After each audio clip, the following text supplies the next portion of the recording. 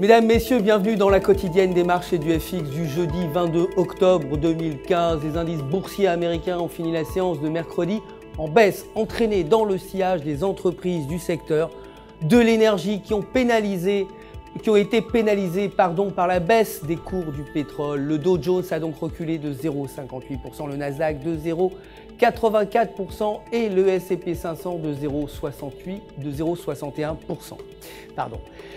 Ferrari a démarré sur les chapeaux de roue sans mauvais jeu de mots en gagnant jusqu'à 5,77% pour finir à 55 $ au cours de la première séance.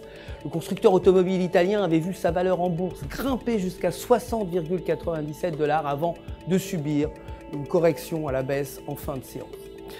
Le dollar a perdu du terrain, a perdu un peu de terrain face aux grandes devises, les chiffres des mises en chantier de la séance précédente ayant continué de soutenir le billet vert alors que les investisseurs s'attendaient à une séance calme en l'absence de nouveaux indicateurs économiques pour les États-Unis. Le nombre d'allocataires chômage attendu aujourd'hui devrait s'établir à 266 000 contre 255 000 précédemment. Côté matières premières, l'or a fini en baisse, clôturant à 1166 $ l'once. Le cours du baril de brut a baissé également à 45,22 $.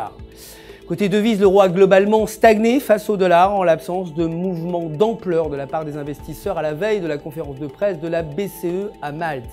Techniquement, selon le graphique de 8 heures, la paire euro-US dollar se situe sous la ligne de tendance haussière. Si elle reste au-dessus de cette ligne, la paire pourrait remonter à 1,1600, mais si elle passe en dessous, elle pourrait retomber à 1,1000. La livre sterling a reculé face au dollar, malgré les bons chiffres pour l'économie britannique.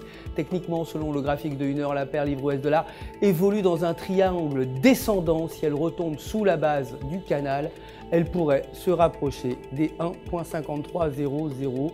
Mais si elle parvient à franchir le sommet, la paire pourrait au contraire remonter vers 1,5600. C'est tout pour aujourd'hui. Merci de nous avoir suivis. Je vous retrouve demain, bien sûr, pour les prochaines actualités des marchés. D'ici là, restez en notre compagnie sur www.ufx.com pour tous vos besoins de trading. Un conseiller, vous le savez, est là si vous avez des questions.